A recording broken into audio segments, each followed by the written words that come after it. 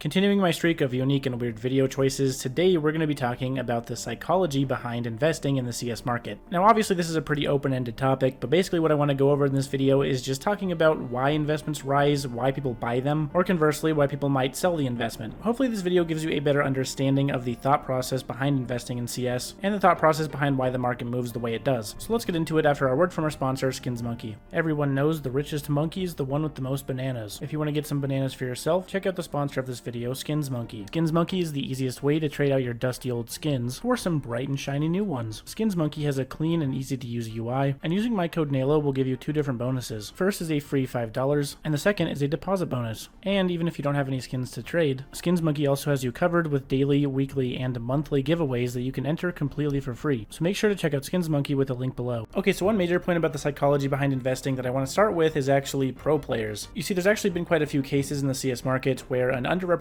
item has actually increased vastly in price just because a pro player has started using it that a lot of people recognize. I think one of the biggest recent examples is the Nomad knife. When this knife came out, and for a long time, it was kind of lumped in with the paracord and survival as being mid knives from the case, while the skeleton was really the chase knife. But then our good old legendary toxic esports professional Simple decided to start using the Nomad knife, and pretty quickly the reputation that the Nomad knife had switched drastically. Now Nomads are a lot more expensive, and while they still haven't got up there to skeleton knife prices, they definitely had a bit of a Cinderella story. Now of course this isn't the only case of the esports scene affecting the market. We saw when Copenhagen Flames, for example, went bankrupt, a lot of their stickers skyrocketed in price, and allegedly their players became a little bit more rich because of it. But that as well is psychology behind the market. The psychology behind the Nomad knife is a lot more innocent. People just really like Simple and they want to support him, whereas the Copenhagen Flames situation has potentially a little bit more malice behind it, profiting off of the distress of the organization. Regardless though, these are both very interesting examples of the psychology of these events and how they affect the market. Now probably the biggest and most important psychological factor in the CS market is what items look like. There's a lot of color theory behind this as well.